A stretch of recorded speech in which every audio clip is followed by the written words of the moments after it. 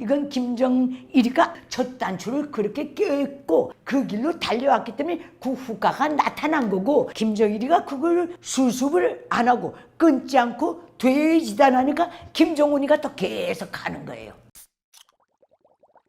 예, 저는 1999년 1월 16일에 대한민국에 들어온 새터민 김기선입니다.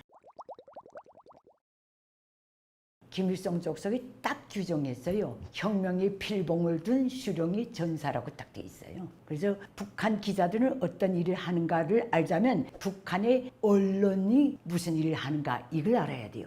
김일성 족속은 북한의 모든 언론, 북한식으로 말하면 출판 보도물에 대해서 노동당의 수중에 장악된 위력한 사상적 무기며 강력한 사상교양 수단이다, 이렇게 딱 규정을 해놨어요. 그렇기 때문에 우리는 김일성 족속과 노동당이 수단이었고 무기였다. 북한 주민 사상 세뇌를 위한, 그게 우리 지위와 우리가 일하는 사명이었어요. 지금도 똑같아요. 그러니까 북한 언론은 어떤 경우도 자유세계의 기준으로 보면 답이 안 나오는 게 북한 언론이에요. 김일성 족속의 내피셜대로만 글 쓰고 말해야 되거든요. 김일성 잘났다, 김일성 가계가 위대하다, 업적이 대단하다, 축지법을 쓴다, 인민을 이만큼 사랑한다, 절세 백전백승의 영장이다, 이것만 계속 써야 돼요. 최근에는 김정은 시대에 들어와서는 김정은이 명령한 날짜에, 김정은이 명령한 수량대로, 김정은이 지시한 질적 수준에서 무조건 관철해야 하며, 그것을 관철하기 전에는 살 권리도 죽을 권리도 없고 쉴 권리도 없다는 것, 이걸 선전하는 게 북한 기자 편집원들의 의무예요. 그래서 나라가 족골이 됐어요. 북한은 출판 보도물이 당위 수중에 장악된 수단이고 무기이기 때문에, 사상적 무기이기 때문에 북한은 모든 출판사, 조선중앙TV, 통신사, 모든 출판사, 신문사들의 분기별, 상반년도, 하반년도별, 연별로 판 보도 집필 편집 지침이 다 내려와요. 거기에 준해서 딱 써야 돼요. 그 모든 거 보면 상반년 기간에 수령족속 우상화 글은 몇 프로 써야 되며, 수령족속 업적 선전은 몇 프로 써야 되며, 사회주의 그 김일성 족속 따라서 그 경제 건설하는 그 긍정적인 기사는 몇 프로 써야 되며, 다 규정돼서 내려와요. 그래서 북한 기자들은 자기가 무슨 기사를 써서 확 말하자면 인지도를 높일까, 이거는 어떤 이런 데 대한 어떤 의식도 열정도 북한 기자들은 가질 수가 없는 거예요. 수령이 편떼고 수령이 사상적 무기고 수령이 글 쓰는 노예이기 때문에 취재 안 나가도 얼마든지 써요. 김일성 족속이 좋게만 쳐주면 되는 거니까 그건 취재 안 나가도 쓰거든요. 얼마든지 지어낼 수 있으니까. 장기 독재 국가들 보면 저 세습이 아니에요. 김일성이 김정일을 74년 4월 달에 공식 후계자로 추대하기 전까지는 북한 언론들이 적당했어요. 구소련, 그 다음에 중국, 동구권 사회주의 나라들이 언론 그 내용물과 거의 같았어요. 노동당 선전, 그 다음에 사회주의 경제건설 선전, 사회주의 문화건설 선전, 이게 아주 나름 균형 있게 갔어요. 근데 이대에 들어오니까 후계 체제 수립을 하자니까 선대 수령, 선대 아버지 수령, 즉 김일성을 높이 세울수록 자기가 견고해지는 거예요. 그 다음부터 북한의 언론들이 그저 50%가 수령 김일성 족속 선전을 했어요. 다 각색하고 호의와 기만으로 생전 보지도 못한 김일성 족속, 김일성 출생신화, 김정일 출생신화까지 다 지어내면서 그 다음부터 본격적으로 나갔는데, 그래도 김정일 때까지는 수령 우상화, 노동당 정책 선전, 사회주의 건설에서의 성과, 그 다음에 대남 대미 투쟁, 이게 관련 기사들이 나름 골고루 섞어 나갔는데 내용이 달라졌죠. 저기는 사회주의권의 내용들을 다뤘지만 이거는 세습 후계 체제에 맞게끔 수령 우상화에 올인하면서 이걸 모두 깨나갔어요. 그러니까 그때부터는 정치도 수령 정치, 경제도 수령 경제, 문화도 수령 문화, 군사도 수령 군사, 전쟁 준비도 수령, 대적 투쟁도 수령이 대적 사상에 맞게 해야 된다. 이걸로 일관하기 시작했는데, 그래도 그 모든 내용들이 정치, 경제, 문화, 군사, 대조, 이게 어느 정도 프로수를 가지고 나갔어요. 그런데 이놈이 김정은이가 올라앉은다면은 할 게 없는 거나, 김일성이, 김정일이 다 다 먹고 가서 허들어 빠진 사람하고 땅밖에 없는 나라를 만들어놨어요. 수령 우상하여 올인하고 수령 신격하여 올인하고 과도한 군사 건설, 핵무기 개발, 대량 살상 무기, 전략 무기들 개발, 위성까지 한다고 까불었으니까 이 모든 데 올인하면서 수령님 대 조국통일, 즉 김일성 대 반드시 조국통일에서 남조선을 해방해서 후대들에게 물려줘야 한다고 고하됐고, 김일성이 되지자마자 김정일은 뭐라 그랬는지 알아요? 순직한 죽은 김일성의 평생의 염원을 우리가 다 해서 수령을 영생시켜야 된대요. 그게 남조선 해방이라는 거예요. 여기에 다 어린 국력에 맞지도 않게 그 가난한 나라의 모든 물적 인적 자원을 수령 우상화, 전쟁 준비 이런 데 처여타나니까 다 망해버린 거예요. 그런데 얘는 또 그 자리 세습으로 올라앉았어요.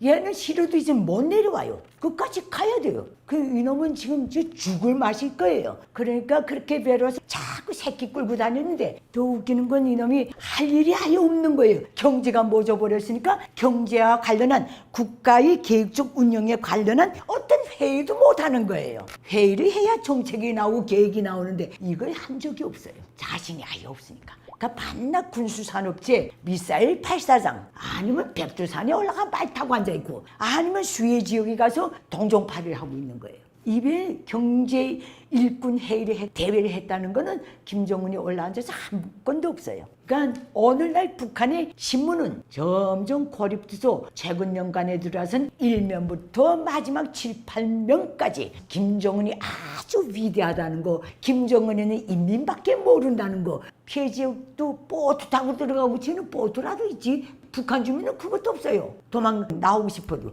기차 타고 가서 현지 회의를 했대, 이런 것밖에 없어요. 김일성이나 김정일이는 그래도 북한의 농사철이면 논밭에 나가서 모내기 꼽는 모습이라도 보여줬댔어요. 이놈은 그것도 없어요. 아주 그 몇째 차를 농둑에 세워놓고 뚜럭을 걸어 다닌 적은 있어도 논밭에 들어가서 못 꽂은 건 본 적이 없어요. 그러면서도 뭐든데 이제는 할 게 없으니까 김일성, 김정일이가 김정은이가 이렇게 말했대요. 우리 형님, 죽퇴해진 김일성, 김정일이 하늘처럼 섬긴 우리 인민을 김일성, 김정일을 받들듯이 나도 받들어 나가서 각건 몇 년 안에 아주 문명대국 사회주의 성경을 건설해서 인민들이 더 이상은 고생 안 하게 만들겠다. 이게 지금 매일 나오는 레파토리예요. 그 다음엔 계속 수해 지역 피난민들만 갖고 뽁닥거려요. 그만큼 영역이 좁아졌다. 그러니까 자기 PR할 수 있는 거는, 그래서 노동신문 최근에 모든 북한 방송을 보면 싸구려 시인들이 써내는 기사들 같아요.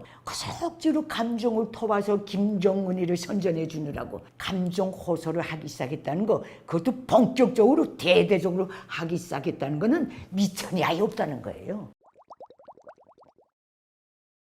북한 김일성 족성이 시청이가 헐벗고 굶주리는 남조선 인민들, 학생들이 등록금을 내기 위해서 피 파는 데 가서 그 혈 팔아서 등록금을 마련해서 내는 거, 오늘날까지 못 살고 가난하고 그 정말 자본주의 자본가들이 노예, 노동력 착취를 당하는 피착취 계급, 이렇게 개선 선전하는데 이젠 이게 약발이 다 떨어졌어요. 북한의 모든 기득권은 이미 80년대 중후반부터 특히 평양인 경우는 대한민국의 부상을 다 느낀 거예요. 그래서 거기에 대한 질투심, 올림픽까지 했잖아요. 서울올림픽. 그거 한다는 게 발표되니까 거기에 맞짱 뜨겠다고 한 게 13차 세계 청년 학생 축전이었어요. 대한민국은 88 올림픽을 하고 더 성장했지만 북한은 13차 세계 청년 축전하고는 허리가 딱 꺾어졌어요. 빡 긁어서 보상했어요. 80년대 중반부터는 북한 경제가 돌격 경제, 명령 경제, 군대식 경제다 나니까 이 윤활성이 하나도 없는 거예요. 모든 경제는 재정, 물자 보장을 밑받침하면서 균형 잡아 나가야 되는데 이건 정신력으로 다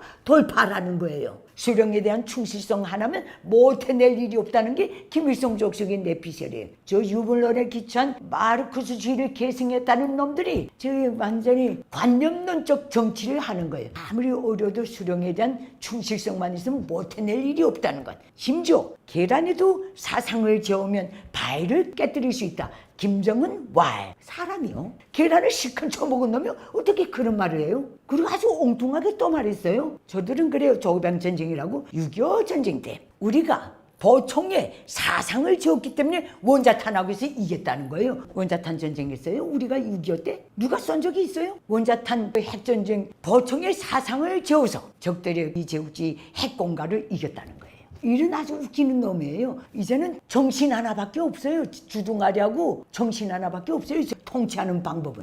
괜히 돌아다녀요. 날 것도 없는 나라에. 거의 40년은 살았죠. 약 40년. 거기서 초등학교, 중학교, 대학을 다 나왔고 직업기자 생활을 17년 하고 3년과 1년 반 동안은 추방지 생활을 했기 때문에.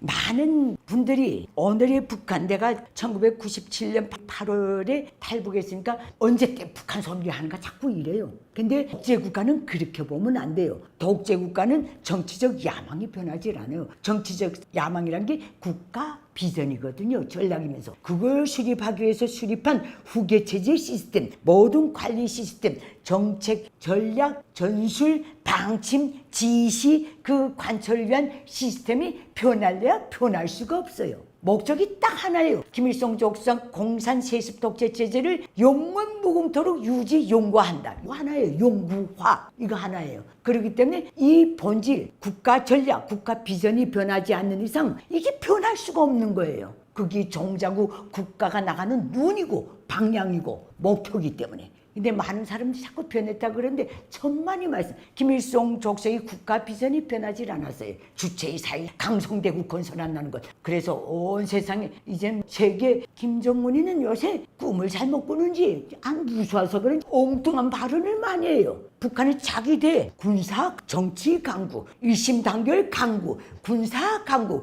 위성 강국, 그 다음에 인테리 강국, 문명 강국, 과학기술 강국. 아니 국민 밥도 못 먹이는 놈이 입만 벌리면 강국 노래를 불러. 북한 주민들이 식상하기 그지없는데 변하지 않았어요. 그렇기 때문에 북한은 국가 비전 자체가 비상식적이고 비정상적인 비전이기 때문에 김일성 때는 어지간히 끌어가다 김정일에 쭉 내려가다 김정은 때에 와서는 밑바닥에 들어가 있는 거예요. 지금 원래 추지도 못해요. 돌아도 못 가요. 왜? 북한 김정은이는 지금 그 영생 정치를 하고 있거든요. 죽은 자들을 깨내두고. 그게 너무 역부족이니까. 김일성 김정일은 영생한다. 김일성 김정일의 유흥관절. 그것도 역부족이니까 김일성 김정일을 받들어서 충효를 다 죽은 자들이 또 그 밑에다 이었어요. 항일에 죽은 자들, 6.25 때 죽은 자들, 천리마 시제 때 충효를 다 죽은 자들, 소위 충신들. 그래서 북한의 퍼레이드를 볼 때 김일성, 김정일 때까지는 그런 게 없었거든요. 모든 데 김일성, 김정일 다 나간 다음에 제일 처음에 위령제 지내는 것처럼 죽은 사람 사진을 용종으로 쫙 들고 나가요. 그만큼 자기 거 가지고는 불가능하다는 거예요. 저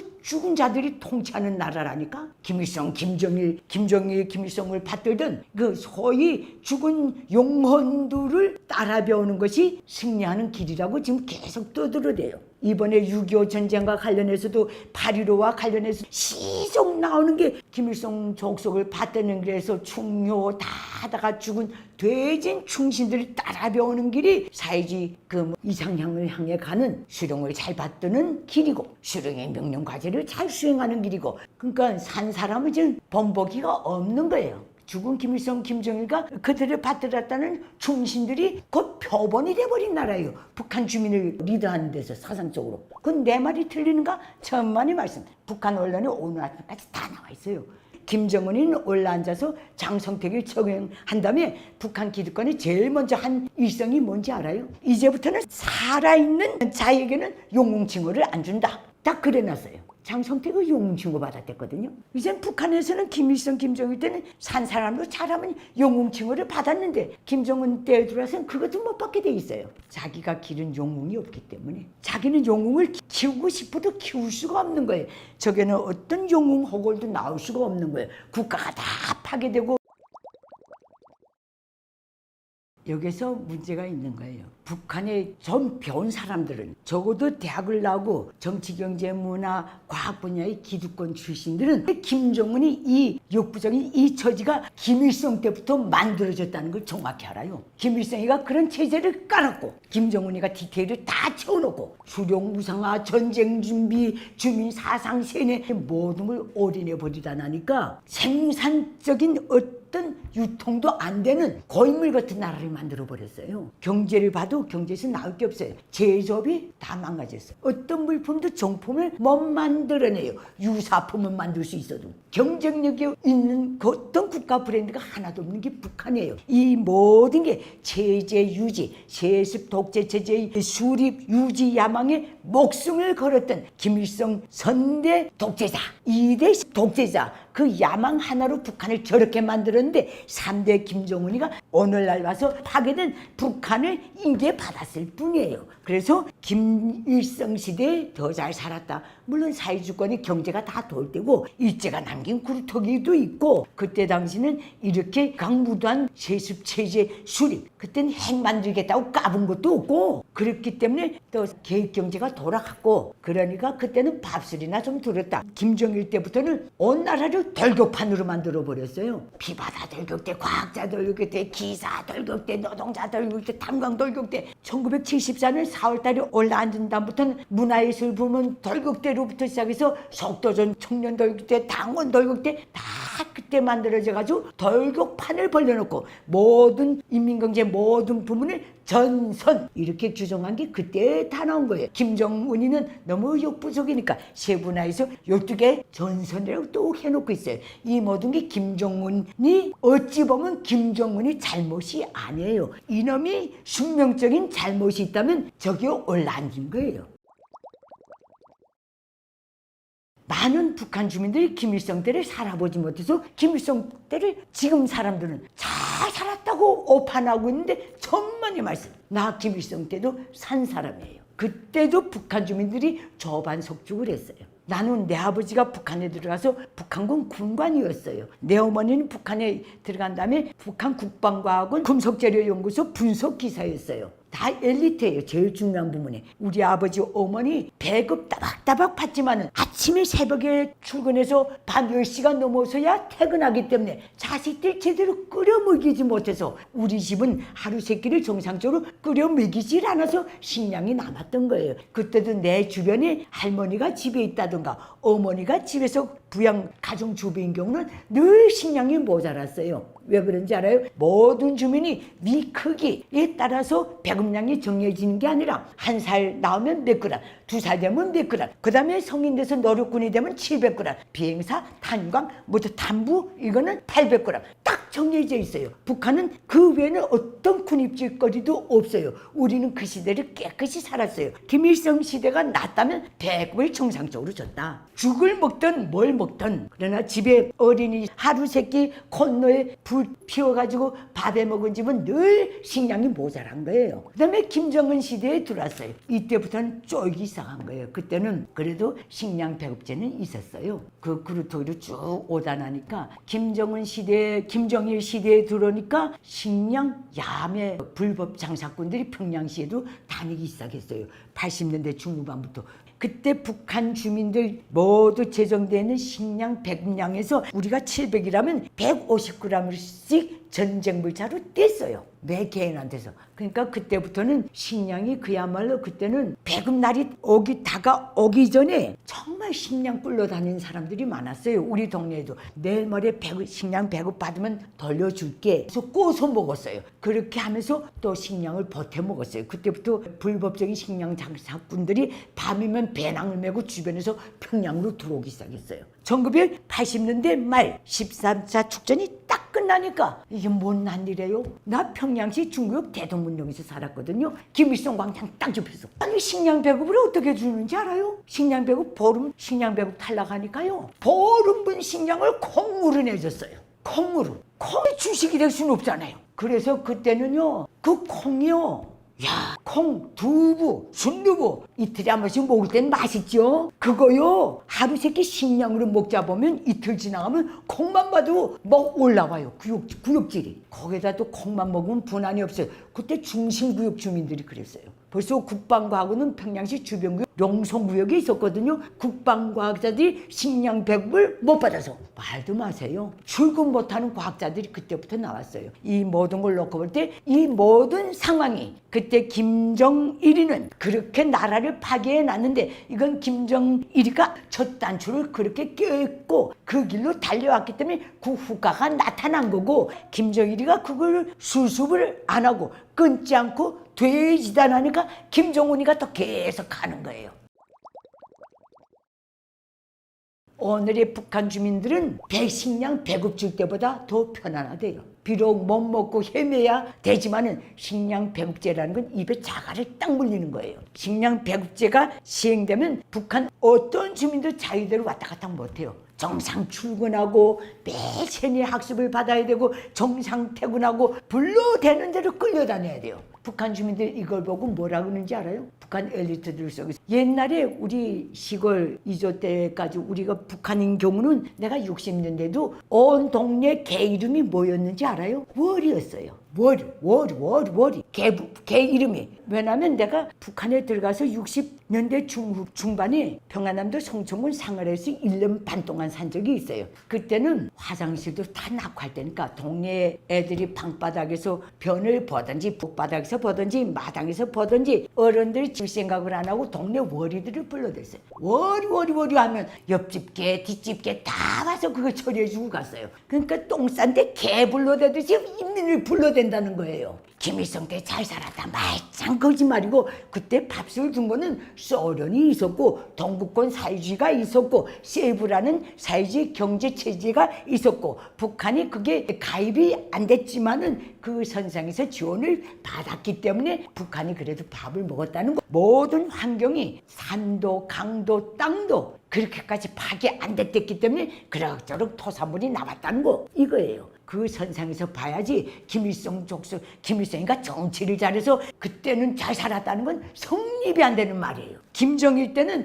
그때부터는 모든 게 형식적으로 비윤리적으로 다 돌아가고 수령의 내피설에 따라서 모든 게 진행되다 나니까 어떤 국가 운영이 합법 직성, 균을, 질서 그땐 통계도 잡을 수가 없는 지경에 들어가다 나니까 쫙 내려가서 김정은에 와서는 그 바닥을 보여주는데 그래도 오늘의 북한 주민들이 김일성, 김정일 때보다 낫다면 개인 장사를 할 수 있다는 것 이거예요. 그 김정은이가 개인 장사를 합법화한 건 없어요. 그래서 법화되어 있는 건 없어요. 그래서 배급을 못 주는 그것 때문에 그 공간을 열어놨을 뿐이에요. 그래서 북한 김일성 때, 김정일 때, 김정은을 놓고 볼 때는 딱 하나만 보세요. 김일성 족속의 국가 비전. 그걸 실행하기 위해서 내놓은 모든 정책들, 전술들, 그것을 집행하기 위해서 여태까지 행사해 오고는 시스템, 그 표현 방법을 보면 돼요. 주민을 사상신이하고 끌어내고 눈만 뜨면 남자성은 해방해야 된다고 까부는 거 못하는 놈들이 이젠 국력이 다 없어요. 김일성은 1994년 7월 8일 죽기 전에 1994년 4월 말에 퇴직이 직전 마지막으로 북한 군수산업종무원이 제2경제위원회를 현지 시찰했댔어요. 그때 김일성은 분명히 말했어요. 이제는 전쟁 능력이 용에 가깝다. 이제는 우리는 딴 게 없다. 이 체제는 지켜야 될 거 아닌가. 그래서 강내떡이라도 많이 쌓아놓고 갱도를 해안선 바닷가 다 뚫어놓고 적들이 공습할 때는 갱도에 들어가서 노래 부르고 개떡 뜯어먹다가 적들이 상륙하려면 나가서 막아만 내면 된다. 그렇게 후퇴했어요. 눈만 뜨면 대한민국 공격한다는 해방해야 된다는 놈들이 그렇게 후퇴했어요. 오늘 김정은 아무것도 없어요. 많은 사람들이 북한이 자꾸만 핵 복제하여 무슨 김정은이 늘 말하잖아요. 우리는 만리를 보는 눈, 군사위성을 가졌고 만리를 때리는 주먹, 대륙간 탄도미사일을 가졌다. 유사품이라고 보시면 돼. 진짜 정상적인 국가는 어떤 국가 지도자도 저런 발언을 안 해요. 저런 데 시험 발사하는데 나가 앉아있질 않아요. 이미지 관리 때문에. 저거는 고개밖에 매달릴 데가 없어요. 김정은이가 3대 이거 쭉 보면 제일 똥 모조리고 제일 또 불쌍해요. 모조리인 것만큼. 제 형도 있는데 왜 올라가 앉아가지고 내가 하기 싫어 하고 올라가 앉아가지고 저렇게 줄 수가 있는지 모르겠어요. 김정은이는요, 김일성, 김정일이 그 쭉 내려온 그 모든 죄악 때문에 김일성 주석은 늘 말했어요. 사회주의 공산주의 그 성전, 주체형 혁명위협 성전을 실현한 데서는 살아도 죽어도 용감, 마치 공산권의 성인이 되는 것처럼 까불었는데 오늘날 김정은은 그렇게 죽을 기회마저도 지금 사라져가고 있어요. 저 맞아 죽을 놈이에요.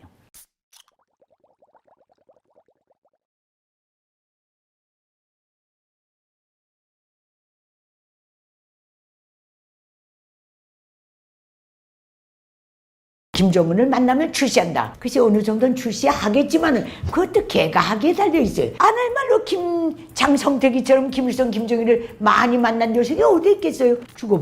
죽여버렸잖아요.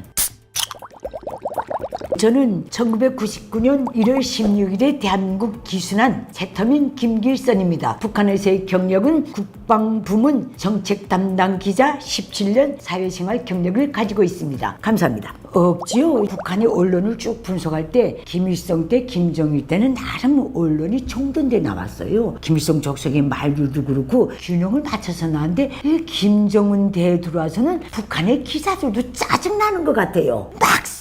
그래서 좋다는 말은 다 써야 확 먹고 죽으라는 그런 저주 같은 그런 작태가 나는 보이거든요. 나는 기사 출신이에요. 김일성 족속이 혁명의 전초선 전초병 최후의 보루라고 한 국방과학부 출신 기자예요. 내가 김일성 족속의 야망을 이렇게 잘할 수 있는 거는 김일성 족속의 야망이 짐작되어 있는 게 국방 분야이기 때문에 그런 거예요. 근데 이렇게 놓고 볼 때 북한의 옛날에는 북한 기사들 보면 책이 착착착착 나왔는데 지금 북한의 언론 출판 보다 보면 기자들은 그 속에도 없는 칭찬을 자꾸 해야 되니까 계속 쏟아내. 김정은이 잘났다고, 정말 위대하다고, 김정은만 보면 눈물이 나고 이거는 매닥질 해놨어요. 이 모든 게 김정은이가 이제 그 무슨 나뭇가지에 걸렸다 이렇게든 저렇게든 수령은 거룩하고 성스럽고 멋진 모습, 위대한 모습, 아주 그런 모습만 보여줘야 되는데 뭐 머리에 나뭇가지가 걸렸다 좀 흉하잖아요. 그러니까 편집했겠죠. 근데 그건 못 봤거든요. 자기네 나름대로 신속성을 보장한다면서 모든 사람이 김정은이 속에 들어갔다 나온 것처럼 편집할 수는 없잖아요. 이게 어떻게 보기 시각에 따라서는 나뭇가지 부딪히는 것도 마다하지 않고 지나갔다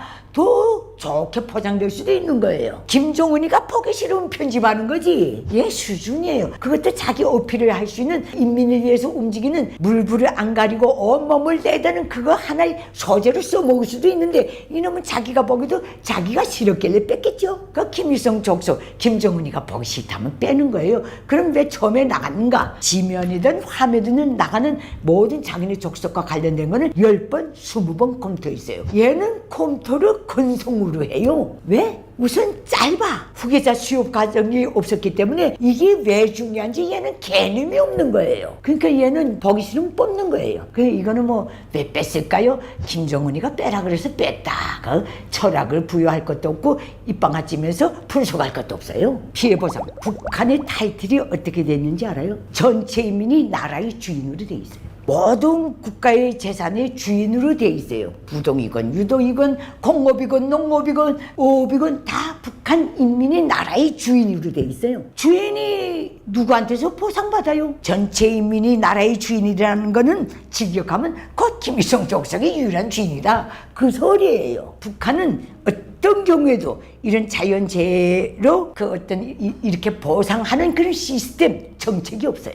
허물어졌으면 주인이 복구하는 게 응당한 거고 그건 국가가 거들어줄 뿐이고 국가는 오직 지시만 내려요. 폭풍이 오니까 산으로 올라가시오. 집이 무너졌으니까 그 사람이 소속되어 있는 공장, 기업소가 이렇게 해서 지어주시오. 어차피 허물어진 집도 나라의 재산인데 이렇게 되는 거예요. 저 수해에 나서 무더기로 죽고 어쩌고 해도 어떤 보상도 없는 게 북한이에요. 이 1호 사진이 사람을 살리고 죽이고 해요. 어떤 사람에게는 1호 사진으로 운명이 확 팬 사람이 있고 어떤 자에게는 1호 사진 때문에 목을 내놓는 자도 있어요. 전형적인 사례가 장성택이처럼 1호 사진 많이 찍어서 자가 어디에 있겠어요. 1호 사진 하나로 성문이 왔다 갔다 하는 건 없다. 이렇게 봅시다. 그러면 김정은이가 자강도, 평북도, 자강도, 양강도 피해 주민, 어린이, 노약자, 노인 용예군인 애어머니를 평양에 데려갔다. 이거 우리 정확히 합시다. 시스템상으로 데려간 거는 아무 사람이나 눈에 보이는 피난민을 다 데려간 게 아니에요. 재해민을 다 데려간 거 아니에요. 실형이 언제든지 용도업적 선전용으로 써야 되는 대상인 거예요. 그렇기 때문에 걔들을 올라갈 때도 주민등록 성분을 다 따지는 거예요. 하나하나 다 따지고 수령 옆에서 하나의 그림을 만들 수 있는 그 대상들을 철저히 골라서 가요. 걔들은 수재민 플러스 1호 행사 성분들이에요. 자기가 현신할 수 있는 가장 핫한 그거는 수재민 만나보는 게 제일 핫한 거예요. 그거밖에 없어요. 그러니까 간데 이렇게 놓고 볼 때 그 수재민들 아무나 길 가다가 수재민 타라 홍대 온 게 아니라니까. 안전부 보안부 당 조직이 수재민 하나하나를 다 성분조사해서 김정은이가 밤에 나가든 낮에 나가든 늘 시트장에 앉혀놓으시는 그 성분 대상으로 딱 나간 거예요. 이걸 모르면 북한 주민이 아니에요. 이건 어떤 경우도 이 시스템은 흔들질 않아요. 지상 최대의 원칙이 이 원칙이에요. 얼마나 준비를 잘했으면 가자마자 새 옷을 다 입혔겠어요. 거짓골로 올라간 거. 자기도 알아요. 수령 기쁘게 해주기 위해서 행사용으로 간다는 거. 그러나 북한 주민들이 의식 수준으로 할 때는 아주 영광으로 생각해요. 그래서 거기 갔다 온 사람은 김정은을 만나면 출시한다. 글쎄 어느 정도는 출시하겠지만은 그것도 걔가 하기에 달려있어요. 안 할 말로 장성택이처럼 김일성, 김정일을 많이 만난 녀석이 어디 있겠어요? 죽여버렸잖아요. 그러니까 이거는 아무 의미가 없는 거예요. 접했는지 접하지 못했는지는 모르겠지만은 인식하는 거나 반응하는 거나 생존력이 다 달라요. 나하고 내 동생이 다르듯이 나하고 내 자식이 다르듯이 다 달라요. 그렇게 다양한데 그 중에서 이렇게 나왔다는 거는 북한의 전반적인 주민들이 소위 남조선이 잘 산다는 건 다 알아요. 퉁쳐서 잘 산다 이건 알지만은 그림을 못 그릴 뿐이에요. 대북 방송 때문에 뗐다 이것도 가능해요. 그러나 그 모든 걸 놓고 볼 때 그렇게 도망쳐 나오는 사람들은 저 체제에서 누구보다도 더 독특한 증오감을 가졌다든가 자기 그 어떤 모든 능력과 자존에 비해서 더 이상 못 살겠다는 이 모든 것을 뼈저리게 느끼고 더 이상 있을 수 없다는 각오로 설 때 나오는 거예요. 군사풍계선으로 오는 군인들은 북중 국경연선으로 뛰는 탈북민들하고 달라요. 한반도의 모든 어찌 보면 군사력의 꼴자들이 집약되어 있는 그 지대로 오는 거예요. 이렇게 놓고 볼 때 그 외에는 길이 없었고 위로 올라가서 돌 수도 없는 거고 북한은 이고주의 자유 통영의 자유가 영에 가까운 나라예요. 그러니까 이 사람들이 그렇게 왔다는 거 진짜 축복이에요. 그 다 군사 분계선으로 넘은 사람들 어떤 경력과 어떤 깨침을 가지고 오는지 모르겠지만 거기 가장 밑바닥 베이스에는 대한민국을 희망으로 보는 대한민국에 대한 공경이 분명히 있을 거예요. 적어도 저길 넘어가면 나는 죽지 않는다. 이 희망은 있었을 거예요. 그러나 중국으로 뛴다. 저길 넘어가서 내가 살지 죽을지 팔려가지 누구도 장담 못해요. 북중 국경으로 넘어오는 탈북민들은 중국에 한 번 넘어와서 또 다른 생사를 건 탈출을 또 해야 돼요. 동남아로 또 가야 돼요. 중국에 있는 모든 내국 대사관이랑 이거 진짜 그 필사적인 이단 도약을 해야 돼요. 그러나 분계선으로 넘어오는 분들은 한 번 뛰면 되는 거예요. 이건 축복이죠. 근데 그렇게 많이 못 내려오는 건 내려올수록 주민 밀도가 굉장히 희박하고 그 다음에 북한군의 모든 경비에 대한 감시 이게 또 점이라고. 그래도 사람이라는 이 용어는 공기나 물과 같아요. 물과 공기가 못 들어가는 데 있어요. 문제는 본인이 준비 정도에 딱 있는 거예요. 그래서 나오는 사람은 나오는 거고 그냥 그대로 있는 건 있는 거죠. 그러나 분명한 것은 김정은 시대의 모든 북한 주민들이 공포를 이기지 못해서 저렇게 있을 뿐이지 김정은이 무슨 강성대구 인민이 설경 건설에 대한 그 비전에 대한 어떤 환상도 없는 건 틀림없어요. 끌려는 다녀도 일은 아니에요. 북한 주민들이. 김정은만 목 아픈 거예요. 북한 당국이 가장 골치 아파하는 거는 경제예요. 여기에 사상세뇌도 먹혀 들어가요. 왜냐하면 북한 당국이 오늘날 이제는 저 체제를 연장하려고 해도 부동의 첫째가 식량 문제를 해결하는 거예요. 나폴레옹이 말했잖아요. 군대는 배견 배불리 먹어야 또 지난다. 똑같아요. 인민도 같아요. 인간은 하늘 한 끝에 그렇게 별일을 다 돌다가도 하루 세끼 꼭 밥상머리에 와 앉아요. 이걸 해결 못하면 김정은이 어떤 공약도 먹혀 안 들어요. 먹여놔야 돼요. 식량 배급 제도가 부활돼야 주민 생활이 일단 안정이 돼요. 모든 국민을 지역별로 직업별로 묶어놓을 수 있어요. 밥은 주기 때문에 이동을 안 해도 되는 거예요. 그래서 김일성 주석은 저 체제의 타이틀을 올린 첫날부터 우리 주체의 사회주의 체제의 절대적 우월성, 온 세상이 정말 찬양하는 3대 우월성 중에 첫째가 식량 배급제도라 그랬어요. 먹고 사는 문제를 걱정 안 하게 돌봐주는 것. 식량 배급제도는 최고의 우월성이라 그랬어요. 두 번째가 무상치료 제도라 그랬어요. 세 번째가 무료교육 제도라 그랬어요. 무상치료 무료교육 식량 배급제도가 가동해야 얘도 돌아가는 거예요. 그러니까 얘는 출발점이고 본질이고 저 체제의 전부예요. 유지 강화에. 이게 30년째 복구 못되고 있는 거예요. 그렇기 때문에 김정은이가 무슨 지랄을 하든 어떤 세뇌를 해도 이게 먹혀 안 들어가는 거예요. 대한민국은 존재 자체만으로도 대북 활동이에요. 대한민국이 경제력, 군사력, 그 자유민주주의 원칙, 제도라는 이 본질적인 이 우월성이 존재 자체로만으로도 북한을 향한 대북 선전이에요. 이것 때문에 김일성 주석이 눈만 뜨면 한반도에서 남조선을 없애버려야 한다고. 그래야 우리 체제가 영원무궁히 간다는 거. 김일성 주석 체제 유지 3대 원칙이 뭔지 알아요? 3대 비전. 북한 지대를 김일성 주석의 노예 지대로 만든다. 한반도를 주체 사상화한다.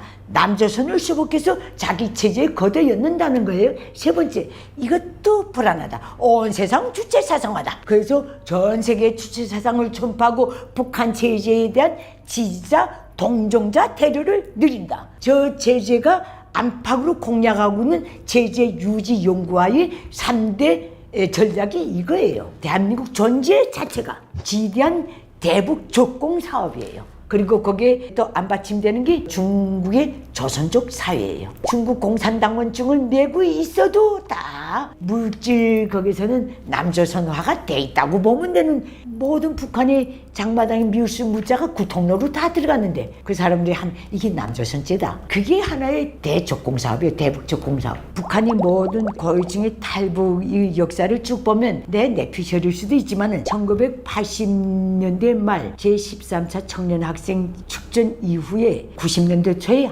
한탕 많이 뛰었어요. 그리고 1990년대 말 핫하게 그 황장엽, 김덕홍 당중앙회 사상 담당 비서 부실장이 정치망명을 했어요. 그 전에 좀 자잘하게 탈북한 게 있고, 그 다음에 또 구해 쭉 오다가 이게 세 번째, 네 번째 턴쯤 될 거예요. 최근에 많이 온다는 거는 그만큼 외국 문물을 접한 사람들은 다시는 북한에 들어가서 살 자신이 없는 거고, 둘째는 특히 외국 가는 경우는 같이 나온 자식들이 안 들어가려고 할 거예요. 나는 어떤 외교관이 자식 같이 나왔거든요. 진짜 러시아 그 대학에 그 유학 가 있는데 흑인들도 깔본데요. 밤마다 그는 저 아프리카 나라들하고 화상 통화하면서 이렇게 다 하는데 북한 유학생들은 그런 거 하나도 없잖아요. 그렇게들은 반바지 입든 뭐 입든 그 교복을 가지지 않는데 이건 어떻게 되면 신사지에 바지 까는 거 딱 입고 왔다 갔다 하라 그런데요. 그렇게 강제를 하고 있는데 쪽팔려서 못 입겠다고. 걔들이 그 화상 통화하고 할 때는 끝없는 분노가 올라온대요. 그 학생들도 느꼈는데 해외에 나간 고위층들이 못 느끼겠어요? 그리고 외교관들이 못 느끼겠어요? 무역 일꾼들이 못 느끼겠어요? 그하고 북한이 올라갈수록 그런 건 다 알아요. 나름 북한 내에서는 행사할 수 없기 때문에 그럴 뿐이지. 그래서 이거는 그만큼 온다는 건 김정일이 되졌을 때와 달리 김정은이 오늘의 북한은 이젠 최후라는 감각을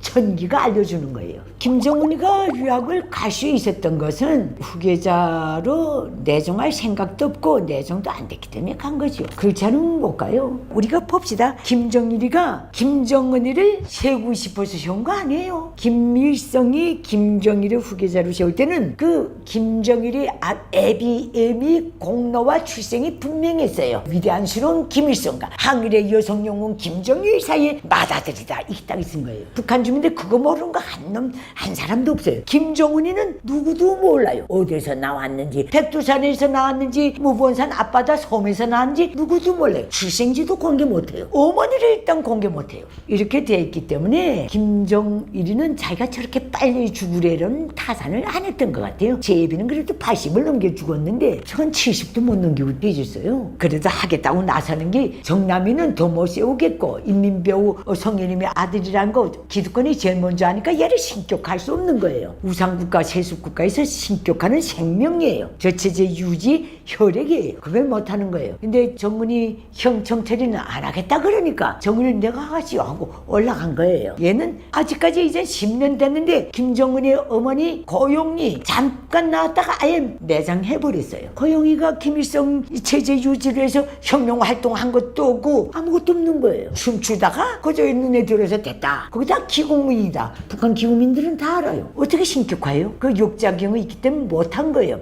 그래서 자기가 난 직계 자식은 유학을 안 보내는 거예요. 북한에서 산다면 지나가던 개를 붙들고 물어봐도 개소리 한다 그래요. 그거는 택도 없는 소리예요. 왕의 자식들 아들도 유학 안 내보내요. 왜?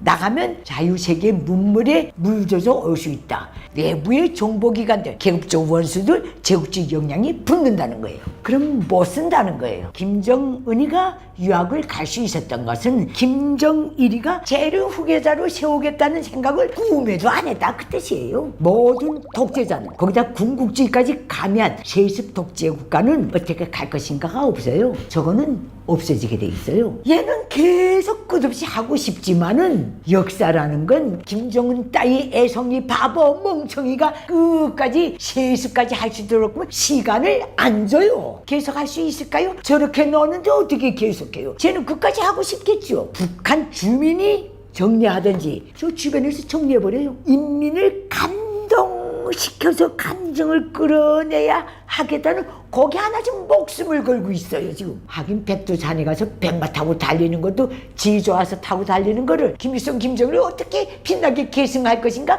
구상하느라고 탔다 그러대요. 저 미친놈이. 그걸 누가 믿어? 내가 이거 이렇게 올 때마다 새로운 질문도 받고 반복되는 질문도 받지만은 불러준데 감사하고 또 나로서의 소명이 있기 때문에 최대한 정직하게 디테일하게 알려주려고 노력하고 있으니 지루하셔도 그리고 막 속전속결로 두서없이 얘기해도 이해해 주시기 바랍니다. 시청자분들은.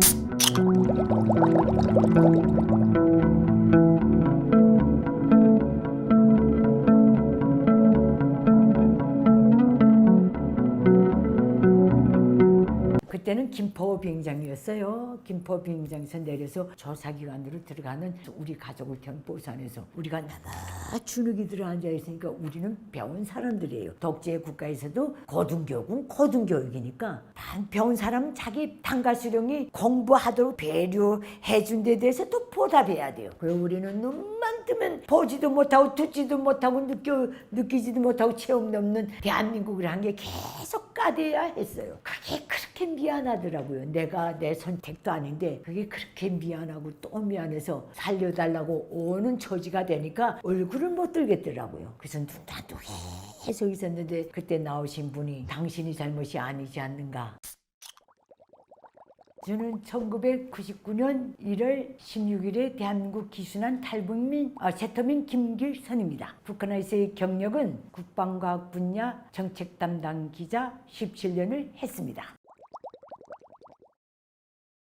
글쎄는 노예로 살았죠. 그 어떤 삶이라는 건 없어요. 그거는 북한 주민들에게서는 어떤 삶을 살았는가. 이거 제일 불쌍한 질문이에요. 북한 주민들이 쉽게 답변할 수 없는 질문이에요. 다 김일성 족속의 노예의 삶을 살았죠. 그가 깨치든 깨치지 않든 내가 늘 다른 데 나가 말할 때 북한 김일성 족속 체제는 김일성 족속을 제한 전체 인민이 직위 고하 남녀노소의 불문하고 김일성 족속이 노예다. 그렇기 때문에 노예의 삶을 살았다. 노예도 층이 다 있잖아요. 지도 노예, 노동으로 떼오는 노예 다 다르잖아요. 문예로 떼오는 노예. 분야만 다를 뿐이지 전체 북한 주민들은 김일성 족속의 노예다. 그래서 전체 북한 주민들에게 붙는 구호가 수령의 혁명전사로 딱 돼 있어요. 그리고 요구가 뭔가 수령을 위해서는 가는 길 험난하다 해도 웃으며 가고, 수령의 명령 과제로 수행하기 전에는 살 권리도 없고 죽을 권리도 없고 휴식할 권리도 없고 뼈를 묻으라는 거예요. 그리고 수령을 받드는 글에서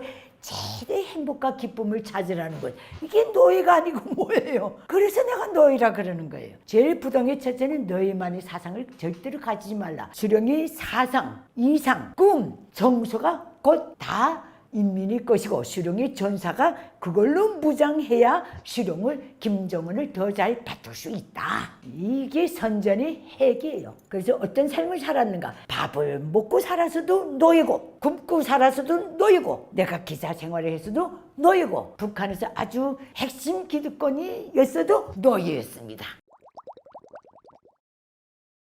여기 대한민국에 온 탈북민 중에 조선노동당 조직 지도부 10호실에 잡혀갔다 온 사람은 나 하나밖에 없을걸요. 나는 그 발언 실수죄로, 발언 실수도 아니죠. 김정일이가 영화배우 송혜림하고 결혼해서 아들까지 낳고 살았다. 웬만한 사람은 다 아는데 나는 그 90년대 초에 알았어요. 그거 그저 사석에서 듣고 정말 한 죄로 잡혀갔었어요. 그 다음에 수방돼가지고 김제에 갔는데, 나는 평양에 있을 때나 기자 생활을 할 때나 내 주변의 모든 사람들, 내 가족 일가의 모든 사람들, 내가 사회생활을 하면서 연계를 맺었던 직위과에 관계없이 모든 인연들이 절대 김일성 족속을 존경하지 않았어요. 앞에서는 충성하고 다 그렇게 외피를 쓰지만은 다 자기 속국량이 따로 있었고, 어떤 개폭에 따라서는 진심으로 나라 걱정을 했던 사람들이 많아요. 나는 그때 기득권이 그런 심정은 다 알고 살고 있으리라고 확신하는 사람이에요. 그래서 김정은은 지금 충신들 속에 떡 앉아서 사람 마음대로 떼고 부리고 하고 있는 것 같아도, 저놈은 진짜 벼락 맞아 죽을 확률이 굉장히 높아요. 벼락 맞아 죽는 게 뭐예요? 측근에서 죽여버리는 거예요. 그걸 벼락이라고밖에 표현이 안 되잖아요. 뻔뻔하다 갑자기 암살당하면. 그렇게 놓고 볼 때 내가 그런 감정을 늘 갖고 있었고, 나를 함경북도 김책수로 추방시키지 않았으면, 계속 북한의 평양에 붙들어 놨더라면 그 생각도 못했을 거예요. 평양 밖을 벗어나면 어떻게 가는지 길도 모르니까 하도 딱 지정해 준 데서만 살아야 되니까. 그래서 95년 12월 30일에 추방돼가지고 97년도 초에 나는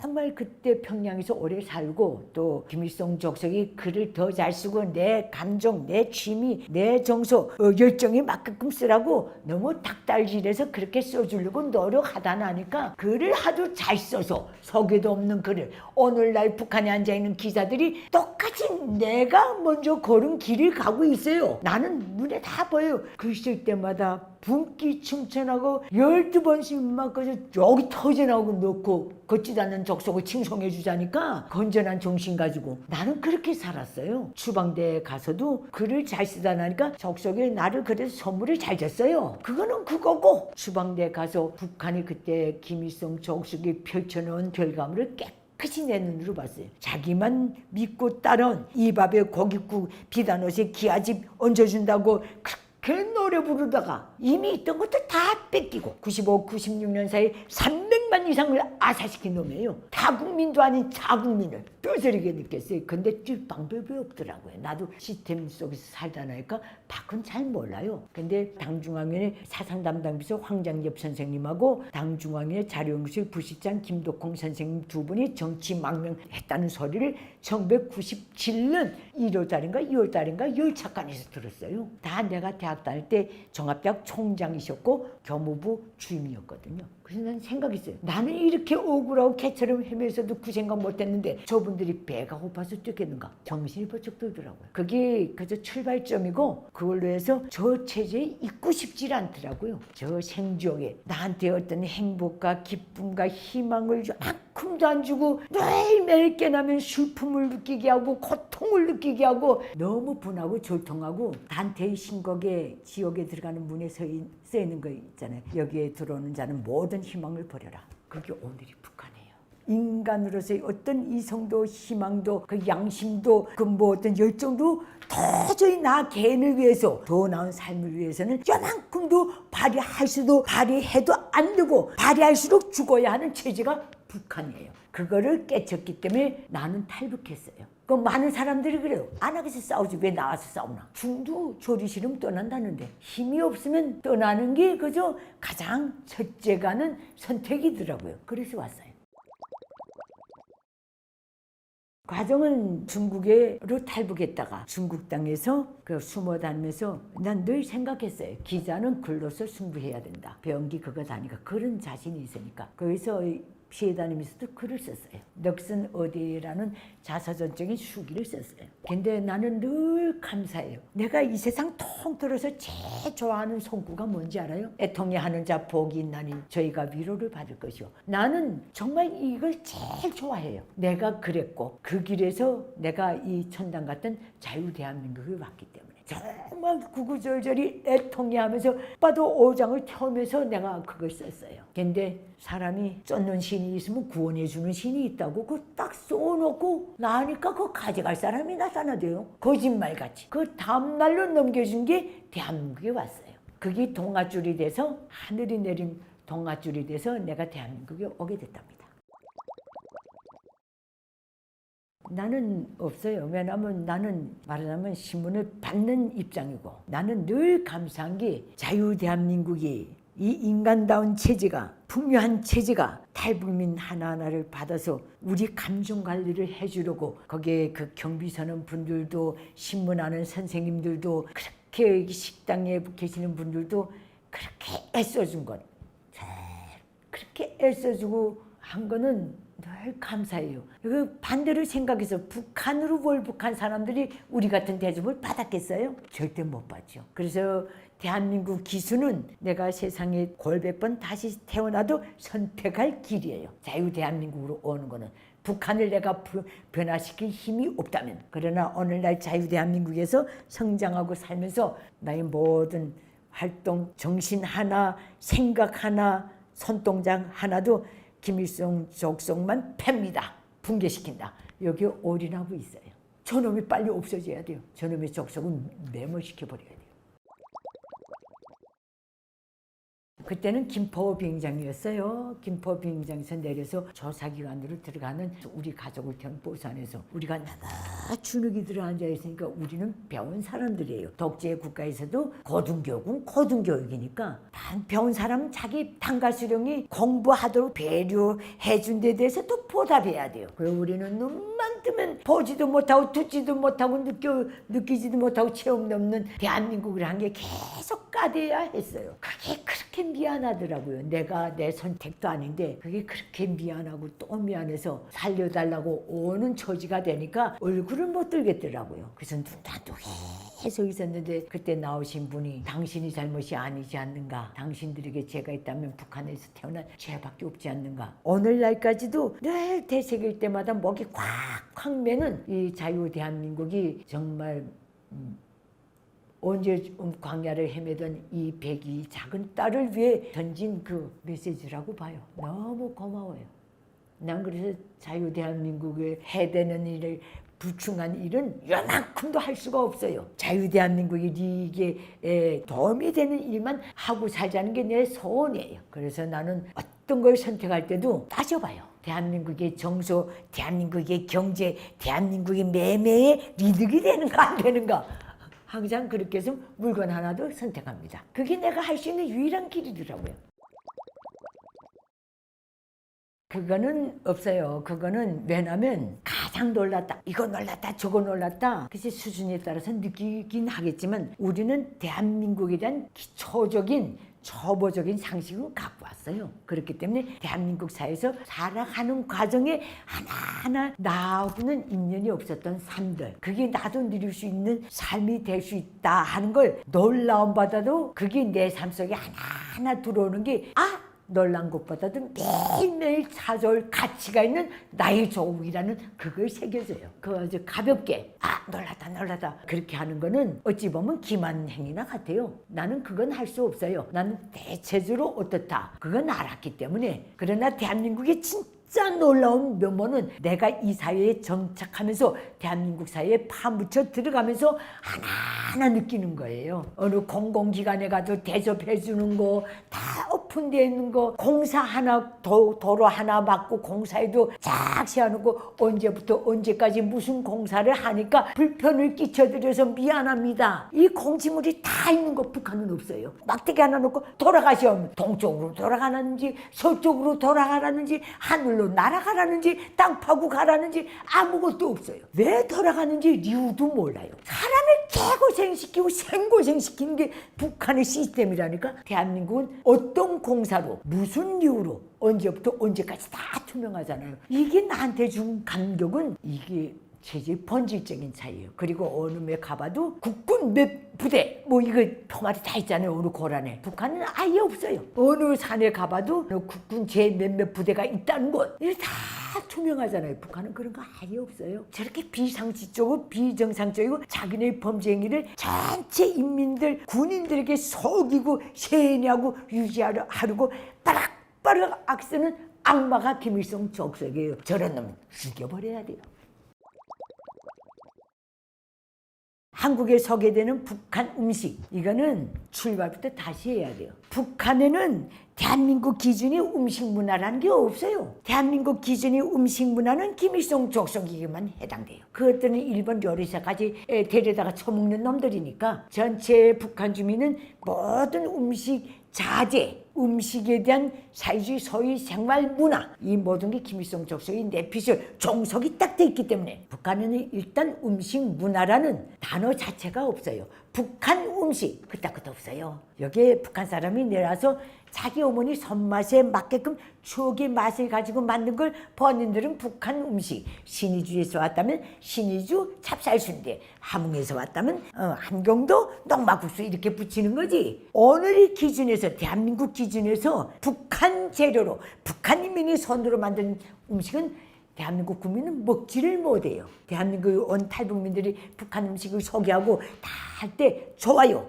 그게 진실로 북한 음식이 되자면 거기에 들어가는 원자재가 몽땅 북한제가 돼야 돼요. 거기서부터 맛이 갈라지는 거 아니에요. 그래서 그거는 북한 자유화 이후에 저 북한 땅의 물질 생활, 주민 생활이 안정적으로 되기 시작하면 저 지대에서도 많은 음식 문화가 과거에 묻혀졌던 것들이 다 나올 거예요. 그리고 북한 지대는요, 농경지, 농업 벌판 지대, 뻘이 적은 지대이기 때문에 알곡을 가지고 하는 그 어떤 음식은 별로 발전되질 않았어요. 수산물 갖고 하는 음식들이 좀 회라든가 이런 게 발전됐지. 그래도 북한 회, 대한민국에서 탈북민이 만든 회, 이거는 들어가는 재료부터가 달라요. 모든 조미료들이. 북한에서는 굶다가 먹으면 그거가 천하진미지만은 대한민국에서 이렇게 살다가 그거 먹자면 이거 어떻게 먹었지? 이 말이 절로 나올걸? 하나도 없었어요. 나는 평양에서도 오래 살았고 소위 평양 고려 호텔 그 주변에 있는 그 창광 음식점 거리도 여기 왔다 갔다 하고 소위 옥류관은 우리 동네에 있었어요. 이 모든 걸 놓고 볼 때 대한민국에 와서 제일 골 때리고 미치고 팔짝 뛸 정도로 적응이 안 된 게 음식이었어요. 첫째 너무 달아요. 둘째 너무 시큰거려요. 셋째 너무 느끼해요. 양념이 너무 많이 들어가서. 북한은 이게 없기 때문에 가장 굶주리고 최하위 그걸로 하기 때문에 어떤 음식도 느끼한 걸 느낄 새가 없어요. 없어서 못 먹기 때문에. 기름도 눈물처럼 였는 게 북한 음식이에요. 대한민국은 기름 원 없이 였잖아요. 음식이 그 맛을 살리기 위해서 필요한 만큼 다 였잖아요. 북한은 그게 없어요. 그래서 북한 음식, 글쎄 그 8.15 해방 이후에 6.25 이후에 내려오신 분들이 만든 음식은 그래도 전통적으로 맛이 살아있겠지만은 그 이후에 내려온 어떤 탈북민들이 북한 음식 한다면 나 개인적으로는 그래 그렇게라도 먹고 살아라 그 생각이 먼저 들어요. 그러나 절대로 안 가요. 그런 집에. 북한 음식 그만큼 정말 몸 빼물고 배고픔을 달리기 위해서 먹어봤으면 됐지. 그런 처지에 모든 음식 문화는 그 나라 주민의 생활 수준이 높이에요. 전체 민의 거지대 나 같은데 무슨 음식 문화가 나오겠어요. 조미료건 간이건 맞질 않더라고요. 그 적응하는 게 거의 10년 걸렸어요. 이제는 대한민국 음식 그 문화를 마스터하고 이제는 해외 진출까지 합니다. 이탈리아 음식 먹어볼까? 뭐 이런 식으로 있죠. 이제는 음식을 글로벌적인 여유까지 생겼습니다. 대한민국이 나한테 선물한 선물입니다. 북한 방송 여기는 모든 그 방송 콘텐츠 모든 게 PD 무슨 아나운서 이게 다 자기 몫이 다 있잖아요. 자기 창조적이고 장래다는 특성들을 다 가지고 그 개입 인원들도 다 움직이잖아요. 낱개로. 북한은 그런 거 없어요. 모든 방송 원고가 누가 썼던지 간에 관계없이 당중앙의 선전선도부까지 쫙 올라가요. 방송인 경우는 TV 방송, 조선중앙 방송 거기서 비순이 내려와요. 거기에는 옷차림, 표정, 주인공 선정, 설정 이거 다 들어가 있어요. 북한 조선중앙 방송국에 이 대한민국에 사는 방송국처럼 마음대로 다닐 수 있는 주민은 북한 주민은 김일성 족속밖에 없고 둘째 당중앙인의 선전선동부밖에 없어요. 누구도 못 들어가요. 보초를 겹겹으로 서 있어요. 그리고 될수록 모든 방송은 나와서 찍지 방송국 안에서 될수록이면 안 찍어요. 본 방송국에 있는 데서 떨어진 데서 다 고물에서 찍는 거예요. 왜 그런지 알아요? 이건 전쟁 준비에서 첫째예요. 왜냐하면 전쟁 일어난다면 제일 먼저 적들이 공습하는 게 방송국이래요. 그리고 전쟁이 끝난다면 패전국에 대한 전범을 물을 때 전쟁 기간에 모든 아나운서들이지 전범자라 그러더라고요. 침략국을 대변해가지고 계속 공작하고 저 말하자면 사람들을 심리적으로 와해시키고 도망치게 하고 심리전 방송을 한 것들 거짓 뉴스를 뿌린 것들은 전범자 명단이 딱 들어간다 그러더라고요. 그렇기 때문에 북한은 조선중앙 방송위원회 조선중앙 TV하고 다 같이 있는데 함부로 못 들어가요. 대수력이면 다 야외 그 중심이 아니고 나와서 채워진 세트장들에서 다 찍는 거예요. 뉴스 내놓고는. 느낌이 다른 거는 북한은 그저 이색적으로 하니까 시간이 딱 맞추니까 내 몫이 없어요. 그래서 웃으라면 웃으셔. 웃고 웃어 이렇게 하고 제 시간에 끝나고 나는 수동으로 피동으로 그저 진짜 말하는 너희처럼 움직이면 되는데 대한민국은 이 모든 걸 조절하자니까 방송 시간이 너무 길어. 로카를 6시간씩 해. 이건 좀 그렇더라고요. 근데 이럴 필요가 있겠다는 건 느끼지만은 북한 방송에 비해서 정직하게 더 잘 만들려는 노력은 더 가상하지만은 그게 참여하는 사람으로서 시간에 대한 것 떼우는 거는 약간 뭐 이렇게까지 길게 찍어야 되나 로카를 그 생각은 좀 해요. 그러나 아무 방송국이 며칠까지도 거침없이 올라가고 심지어는 방송국 안에 그 좌석에 앉을 수 있다는 거 북한 같은 데서는 뉴스 내놓고는 상상도 못하죠. 그 자체가 다 비밀 기지고 그렇게 돼 있기 때문에 내가 느끼는 건 그거예요. 북한 음악은 음악이 아니에요. 한국하고 비교할 게 하나도 없죠. 문화예술에 대한 개념부터가 달라요. 북한은. 여기는 정상적인 인간이 누리는 자기 것으로 누리고 사회의 것으로 공유하는 문화 정서 공간이에요. 자기 정서 생활이에요. 북한은 수단이에요. 문화예술은 당과 수령의 수중에 장악된 강력한 사상적 무기고 위력한 선전선동 수단이다. 그 앞에 딱 있어요. 우리 출판 보도물과 사상 문화 예술은 딱 그렇게 돼 있어요. 그러니까 저 속에서 계속 살던 사람은 매일 똑같은 걸 들어야 되기 때문에 벌써 똑같은 노래가 곡만 바꿔서 가사가 거의 똑같은 게 한 해도 30-40개씩 쓰러져 나와요. 그러니까 북한 주민들은 진료하지만 진리라는 말도 못해요. 그것밖에 들을 게 없고 부를 게 없고 또 부르라니까. 그래서 북한 주민들은 북한 밖의 음악이건 뭐건 접하기만 하면 대한민국이 최고죠. 나는 1980년대 중후반부터 몰래 대한민국 방송을 들었어요. KBS 노동당 간부들에게. 그거 들을 때 거기서 이따금씩 나온 노래들 인생은 미안송 같은 노래 서울창가 남조선에 이런 노래가 있다는 게 나는 너무 놀랐어요. 북한 김일성 족속 문화는 자기네가 최고라니까 문화예술이 대가 이러잖아요. 그리고 평양에 대한 노래 뭐 지새지 말아다오 평양의 밤아 당중앙 창가에 불빛이 흐르네 이 딱 노래를 서울창가 얼마나 멋있어요. 정이 울리네 꽃이 피네 이 노래 인생은 미안성도 그렇고 너무 좋았어요. 이거 접하면 듣는 순간에 외워버려요. 갈망이 그렇게 크면. 근데 참 묘한 게 북한 주민 사이는 중국 음악을 싫어해요. 중국 영화 작품 볼 게 없으니까 보는 거지 정말 싫어해요. 대한민국 거는 워낙에 적국이니까 숨어서 공유할 뿐이지. 그리고 북한에는 대한민국의 문화예술이 소설이다 미국어든가 이런 게 많이 들어간 게 없어요. 하나하나 볼 때마다 굉장히 정말 그렇게 보거든요. 그러나 나는 미국 거, 러시아 거, 영국 거, 프랑스 거, 이태리 거 대표적인 건 다 접했어요. 북한 땅에 앉아서도 나와 똑같은 위치에서도 관심이 없고 흥미가 없으면 안 보지만은 나는 관심도 지대했거니와 누구네 집에 이런 책이 있다 누가 빌려왔다면 그 옆에서 밤을 샜어요. 한 자라도 더 보겠다고. 그렇게 하고 저 공기 빨아들이듯이 기억을 빨아들이듯이 다 간직하고 대한민국에 왔답니다. 나는 대한민국에 와서 이렇게 오래 살면서 북한 진짜 저 나라가 역사에 존재했던 노예주의, 봉건주의, 신종주의, 전체주의, 군국주의, 믹스한 유일무이한 악의적인 체제거든요. 저렇게 엄청 나쁜 건 다 가지고 있는 체제는 없었댔거든요. 아직까지 존재해 있는 것 이 자체가 너무 슬퍼요. 그러나 이제는 끝날 때가 된 것 같아요. 그리고 북한이 아직까지 정리 안 된 것은 사회주의 진영의 소련이라든가 중국이라든가 이런 나라들이 우무로 양무로 도와줬기 때문에 뒷배경 역할을 했기 때문에 여기까지 온 거고, 그리고 김일성 족속의 야망 자체가 비상식 비정상적인 거고, 또 올 수 있는 건 북한 사회를 철저히 폐쇄했기 때문이고, 북한 주민은 8.15 해방 이후 반말년 봉건 일제 식민지 통치 36년 해방되자마자 그때 당시 지구촌에서 히틀러 독일 3제국을 제외하고는 유일하게 전망성 있고 승기가 살아나던 스탈린 독재 체제가 제일 먼저 발비치고 물고 북한에 들어갔어요. 북한 주민들은 자위의 공기를 한순간도 못 맡았어요. 북한 주민들은 자유 시스템 속에서 1초도 못 살아봤어요. 나는 8.15 해방 직후에 북한 땅에 미국 군대가 단 몇 달만 주둔해 있었더라도 북한 체제는 절대로 그렇게 될 수가 없었다는 거 나는 확신을 걸어요. 그때 미합중국 연락소가 모란봉 어둠에 있었댔대요. 밤이면 평양의 그 시민들이 옷을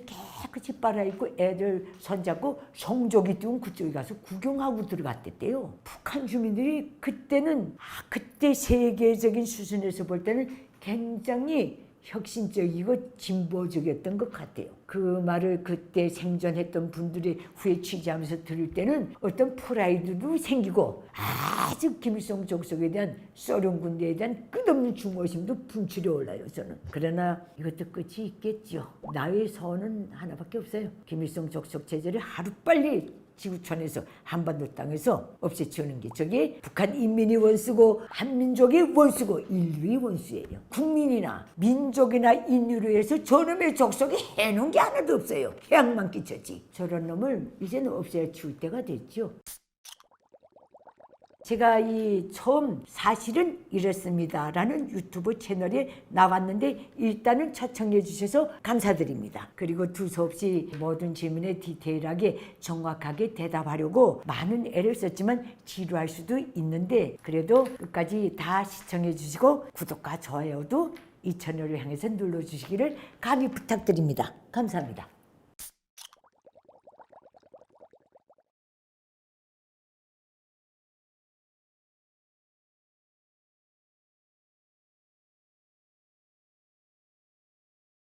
북한에 채우는 모든 동서고금에 존재했던 모든 독재 체제의 제후와 똑같아요. 그걸 벗어난 어떤 독재 국가도 없어요. 차우셰스쿠처럼 죽는가 후세인처럼 죽는가 그 두 개밖에 없어요. 차우셰스쿠는 뭐 릴레이로 도미노처럼 망할 때 끝까지 버티겠다고 하다가 자국민한테 죽은 거예요. 오늘의 김정은이는 다른 방법 딱 두 가지예요. 외국의 개입에 의해서 최후 순간까지 공산주의 붉은 길을 놓지 않고 저항하다가 죽은 공산주의 계열의 성인이 돼서 죽는가, 아니면 북한 주민 손에 맞아 죽어서 인민봉기에 복음가는 성격으로 죽는가. 얘가 김정일이 kup사하면서 올라앉았을 때 지금 인민 사랑한다고 그렇게 떠들고 자나깨나 인민 걱정하고 안녕하고 무병하고 뭐 그런 생활을 안겨주는 게 자기 소원이래요. 늘 인민 생각하면 눈물이 난대요. 이런 놈이 진짜 올라앉아서 나는 인민을 배불리게 정상적으로 먹이기 위해서라도 이 정책을 수정한다. 문을 열겠다. 경제재원이. 이것만 해서도 얘는 저주받을 일이 없는 거예요.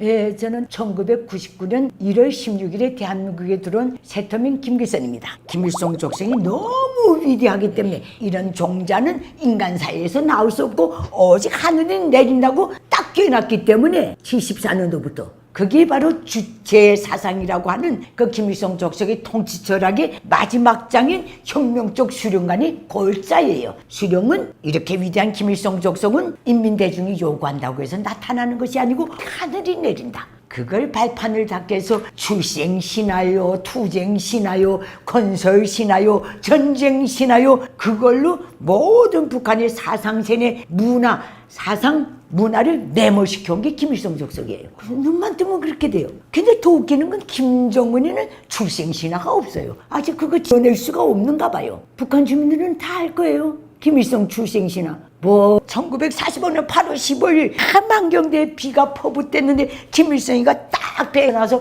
고고성 울으니까 싹 먹고 태양이 쫙 비치면서 무지개가 비켰다. 이게 출생신화예요. 진짜 사입이지. 김정일 출생신화는 또 뭔지 알아요? 김정은이가 출생하는 날에 백두산에 우레가 치고 천둥우레가 치고 김정은이가 딱 나오자마자 쫙 먹고 어떻게 됐다. 그래서 노래까지 있어요. 백두산의 우레소리. 그 북한의 엘리트들은 뭐라고 꼬는지 알아요? 백두산의 방구소리라 그래요. 귀찮아서. 뒤에서는 북한 주민들이 적어도 나는 각자가 수준에 따라서 자기가 종사하는 범위에 따라서 다 생각이 다 다르지만은 전체 북한 주민들이 오늘날까지 저 김일성 족속 뜰 데도 없이 저렇게 있는 거는 첫째가 없는 거예요. 지정학적으로. 북중 저쪽에는 독재 국가들이 다 있잖아요.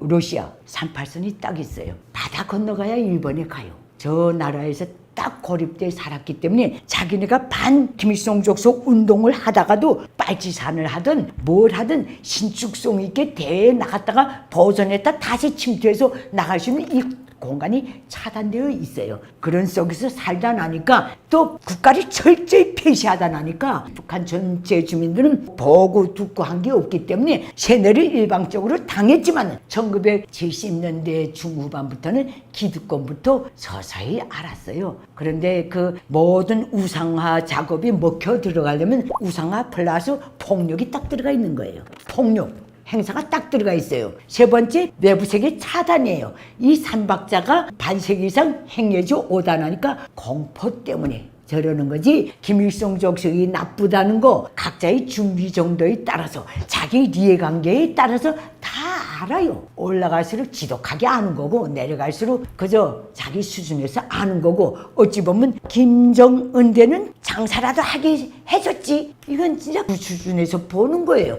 그러나 올라갈수록 기득권은 장사도 못해요. 그 대신 국가가 먹여 살려요. 국가가 백성을 뜯어내요. 네, 이번에 제일 웃기는 게 뭔지 알아요? 김정은이가 피해 지역에 무슨 어린이, 학년 전 어린이, 학생, 노인, 영예군인, 애어머니 만 얼마인가 평양에 불러다가 요간 거기에 그래서 연설을 했어요. 그래서 내가 생각했거든요. 그 연설문을 쭉 보니까 마지막에 뭐라고 돼 있는지 알아요? 평양 시민들이 먹여 살리래요. 평양 시민들이 배급받는 죄로 평생 평양 주변에 있는 북한 군대를 먹여 살려. 아니 뭐 하는 짓이요? 조국했다 놓고 지금 평양 몇 달 동안만 이제 몇 달만 지나면 이 사람들이 다 자기 고장에 가서 사회주의 오늘의 그 현대 문명이 버금가는 기준을 가진 다 문화주택을 받게 되니까 그 오가는 평양 주민들이 먹여 살리래요. 돈이 딱 그렇게 돼 있어요. 내용이. 평양 시민들이 무심양면으로 도와야 한다.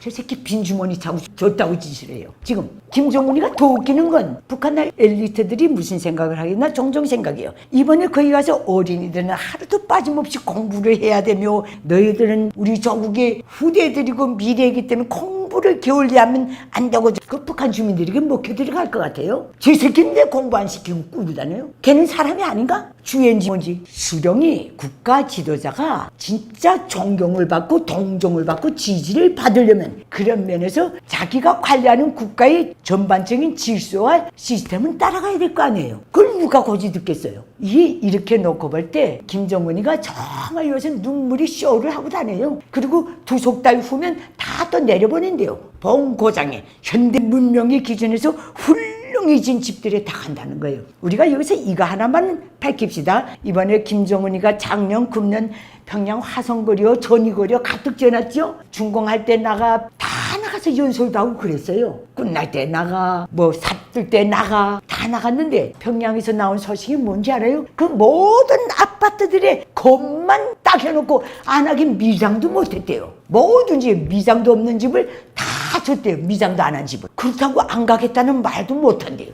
그러니까 북한 주민들 스스로가 저 가난하고 또 가난한 돌아도 안 가는 북한 경제에서 그나마 조금씩 들어오는 원료 자재를 북한 주민들이 훔치지 않으면 살 수 없게 만들어 놓은 거예요. 그 집 북한 주민들이 세멘트 공장 가지고 있어요? 뭐 가지고 있어요? 국가 물건을 훔칠 수밖에 없는 거예요. 이게 좀 고착이 돼 있어요. 안 가겠다면 안 가겠다는 말도 못하고 울며 겨자 먹기로 입산다는 거예요. 그걸 평양의 집들을 그렇게 지었다는 거는 김정은이가 지금 냅다 잘하는 사회주의 새문명 무슨 농촌 문화주택 집들이요 뭐요 그 집들도 그렇게 지었다는 소리예요. 하긴 북한군이 속도전으로 졌으니까 겉만 멀쩡하면 되니까 속은 다 입주한 사람이 채워야죠. 그게 북한이 김일성 주석의 정치 방식이에요. 그 우리가 결론적으로 말하면 오늘의 김정은이가 과거에 김일성 시대에 잘 살았다 김정일 시대 이게 북한 체제를 상대로는 성립이 안 돼요. 김일성이가 첫 단추를 그렇게 꿰고 김정일이가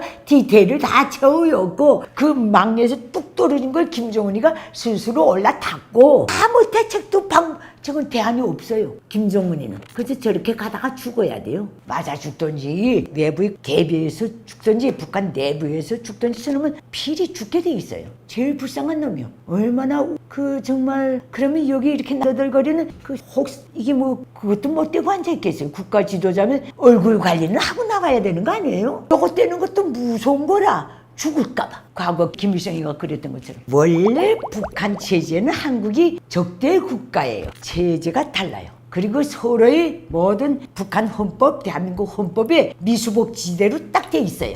우리가 원수를 욕할 때 무슨 말인들 못하겠어요. 근데 이거를 얘들은 자기네 이해관계에 따라서 수면 아래로 숨겨놨다가 대외적으로는 안 하고 대내적으로만 더하고 또 대외적으로 오픈시키고 이렇게 신축성 있게 자기네 나름대로 하는 거예요. 적이다 원수다 이거는 저 체제 간판을 올린 첫날부터 대한민국은 주적이에요. 김일성 족속에게는. 그래서 6.25 전쟁까지 한 거예요. 도마까지 앙산도 폭파시키고 칼기 테러까지 일으킨 놈들이에요. 그게 모든 게 60년대에는 서울에 소위 빨치산이 나타났다고 자기네가 전투부대를 들이밀고도 빨치산 나타났다고 그렇게 대대적으로 선전했던 놈들이에요. 그만큼 그 모든 무력 행사가 퍼져 가고 있다는 건 그만큼 힘이 고갈돼 가고 있다는 거예요. 60년대는 소위 남조선 무장 유격대 통일혁명당 그다음에 70년대 다 들어와서 칼기 그다음에 버마까지 앙산명 테러 이게 다 그래도 자기네 약간이라도 파워가 있을 때 한 짓이에요. 그 이후에는 그다음에 김대중 때 연평도 폭격이 오며 무력 행사를 이제는 못해요. 없어져요. 원래 적이에요. 그러나 쟤들이 그 간판을 대한민국을 상대로 할 때는 자기네 체제의 유지에 용이할 때는 얼마든지 그 간판을 우리 민족 공족 한민족끼리 간판으로 위장 간판을 서슴없이 올리는 거예요. 그러나 김일성 족속은 늘 전쟁 분야 북한 전체 주민들에게 늘 항구적으로 강조하는 게 뭔지 알아요? 우리 당이 평화의 외교적으로 평화의 기치를 높이 들수록 동무들은 더 빨리 전쟁 준비를 다그치라는 당이 명령으로 받아들이라 이렇게 돼 있어요. 이거는 부동의 슬로건이에요. 김일성 족속이 자기네가 모든 게 체제 유지 어느 한 그 측면이 어려울 때 이것을 대한민국의 행동에 위해서만이 대체할 수 있다 할 때는 서슴없이 위장 간판을 달고 나오는 거예요. 그러니까 그 대적관념은 최근에 왜 그렇게 나오는가? 나 힘들다. 내가 이렇게 하니까 왜 딱 하니까 대한민국은 모든 올라오는 대통령마다 자기 임기에는 국변 사태, 나라의 환난과 같은 전쟁을 맞는 게 첫째 의무예요. 대통령으로서. 이렇기 때문에 적이라는 건 분명히 알지만은 까는 거예요. 그래가지고 나오는데 마주 앉아있는 속셈이 다를 뿐이에요. 이거는 전쟁 방지, 안정적으로 상황 관리를 하기 위해서 대한민국이 나오는 거고 북한은 갈취하기 위해서 나오는 거예요. 부족한 건. 이렇게 나오는데 김정은이가 이제는 대한민국 김일성 김정일 때부터 쟁이 들려나서 불바다 물바다 폭력지상주의자들이니까 계속 미사일 발사하고 이렇게 하면 대한민국이 과거처럼 알아서 기어들어올 줄 알았는데 안 하는 거예요. 알아서 회담하자, 평화적으로 풀자. 속셈은 어떻든지 간에 과거에 햇볕 정책이요, 포용 정책이요, 무슨 정책 정부 때처럼 그렇게 나올 수 없는 거는 김정은이가 스스로 재발동을 찍은 거예요. 금강산 관광 파괴, 폐기, 개성공단 파괴, 폐기, 이 모든 걸 폭력적 행위로서 대한민국 국민의 여론을 선의 동족이라는 그 동정심마저도 깨끗이 까버린 게 김일성 족속이에요. 거기에 대해서 애송이니까 이거는 애송이에요. 아무것도 몰라요. 그래서 이제는 멋센 김일성, 김정일이가 그런 걸로 해서 또 특히 김일성이 대신 다음에 김정일 때 그때 2000년도 그걸로 해서 북한이 득을 봤으니까 북한에 채우는 모든 동서고금에 존재했던 모든 독재 체제의 제와 똑같아요. 그걸 벗어난 어떤 독재 국가도 없어요. 차오세스쿠처럼 죽는가 후세인처럼 죽는가 그 두 개밖에 없어요. 차오세스쿠는 자기 자국민한테 죽은 거예요. 후세인은 어떻게 죽었어요? 외부적 개입에 의해서 죽었어요. 둘 다 뻥치다가 그렇게 죽은 거예요. 후세인은 없는 생화학 무기를 떠들며 까불다가 줘 맞았어요. 정당에는. 중동에 그런 거 갖고 있으면 어떻게 돼요? 화약고인데. 차우세스쿠는 뭐 릴레이로 도미노처럼 망할 때 끝까지 버티겠다고 하다가 자국민한테 죽은 거예요. 오늘의 김정은이는 다른 방법 딱 두 가지예요. 외국의 개입에 의해서 최후 순간까지 공산주의 붉은 길을 놓지 않고 저항하다가 죽은 공산주의 계열의 성인이 돼서 죽는가? 아니면 북한 주민 손에 맞아 죽어서 인민봉기에 복음가는 성격으로 죽는가? 이 두 개밖에 없는데 어떤 경우도 김정은은 이것도 못 피하고 이것도 못 피해. 너무 죄악이 많기 때문에 그 모든 죄악 중에서 3할 중에 하나는 김정은이 거예요.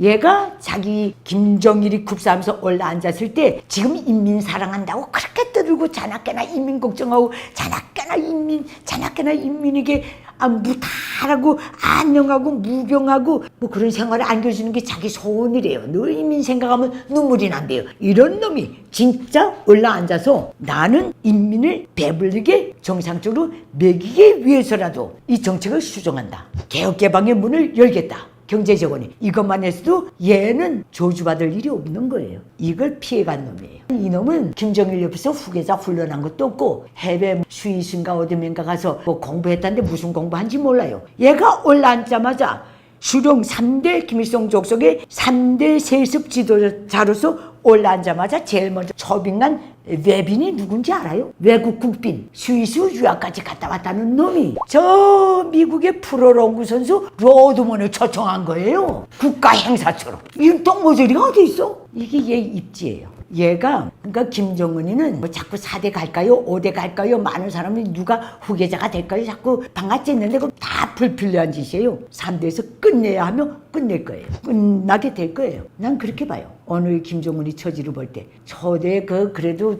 까 리더로 올라앉아서 첫 외빈이 프로농구 선수란 게 무슨 말이에요? 누구도 안 갔어요. 그리고 평양체육관 광복거리 무슨 농구관에서 그걸 주석단에 앉혀놓고 경기까지 보여주고 그게 정치 행사거든요. 그런 똥모절이에요. 자기가 지도자 자리가 뭔지 모르는 거예요. 그게 말이 돼요?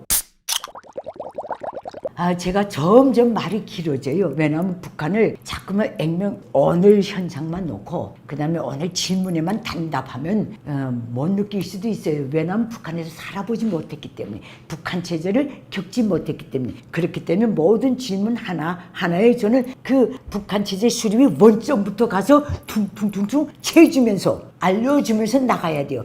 그래야 북한 체제가 개조가 가능한 체제인가 개혁이 가능한 체제인가 말하자면 그 정상국가로 거듭날 수 있는 체제인가 답이 나오기 때문에 내가 이렇게 길게 말하는 거예요. 이렇게 알려져야 북한에 대한 그 어떤 감성적인 환상도 없고 정확한 대북 보는 시각을 가지고 북한 문제에 대한 미래의 비전을 꿈꿀 수 있기 때문에 이렇게 구구절절히 얘기하는데 이해해 주세요.